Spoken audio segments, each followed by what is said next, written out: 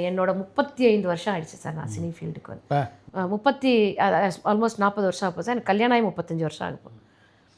இந்த 35 36 37 வருஷத்தில் நான் கற்றுக்கிட்டது தான் சார். எங்கே போனாலும் நம்மளை தயாராக டக்குன்னு போய் இறங்கினோடனே நம்ம பாடுற அளவுக்கு இருக்கணும். ஏன்னா நம்ம தொழில் அதுதான் அப்படின்றத நான் கற்றுக்கிட்டேன். எனக்கு ஒரு நல்ல ஆசானா, நல்ல ஒரு தாயா, நல்ல ஒரு தகப்பனா, நல்ல ஒரு சகோதரனா எல்லாமுமா என்னை கைட் பண்ணவர் சார் அவர்.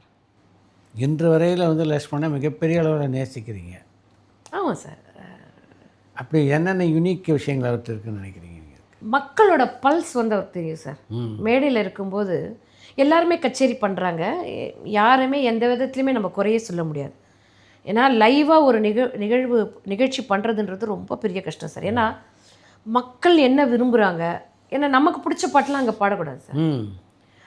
மக்களுக்கு என்ன பாட்டு பிடிக்குமோ அந்த பாட்டை தான் நம்ம பாடணும். அதுதான் அவங்க என்ஜாய் பண்ணுவாங்க. இப்போ எனக்கு வந்து மெலடி பிடிக்குன்றதுனால நான் மெலடியை போய் மக்கள்கிட்ட திணிக்கக்கூடாது. எனக்கு ஃபாஸ்ட்டு தான் பிடிக்கும், இல்லை நான் சினிமாவில் இந்த பாட்டு பாடியிருக்கேன் அதை தான் நான் பாடுவேன்னு போய் மக்கள்கிட்ட திணிக்க முடியாது சார். அந்த பல்ஸ் வந்து அவருக்கு நல்லா தெரியும் சார். கரெக்டாக இந்த பாட்டுக்கு அப்புறம் இந்த பாட்டு போட்டால் ஜனங்க உட்காருவாங்க, ஜனங்களுக்கு பிடிக்கும் அப்படின்றது வந்து பெரிய ஆச்சரியம் சார். அது ஒரு பெரிய நாலேஜ் அவருக்கு. ஆக்சுவலாக அந்த பெரிய நாலேஜ் வந்து அவர்கிட்ட இருக்குது. அதே மாதிரி நான் முன்னாடி சொன்னது தான் சார், நேரம் தவறாமை.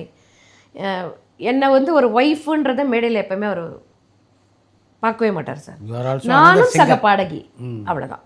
மேடைக்கு வந்துட்டால் இவங்க ஒய்ஃபு, இவங்களுக்கு ஒரு ஸ்பெஷலான ஒரு மரியாதை கொடுக்கணும், இவங்களை ஸ்பெஷலாக ட்ரீட் பண்ணணும், அதெல்லாம் கிடையாது சார். எல்லா பாடகிக்கும் என்ன ஒரு இதுவோ அதே தான் எனக்கும். அங்கே நம்ம திரைப்பட பின்னணியாக பாடகியாக ஆனதுக்கப்புறம் என்னென்னா எங்கள் குழுவின் பாடகியும் பின்னணி பாடகியும் சொல்லுவார், அவ்வளோதான்.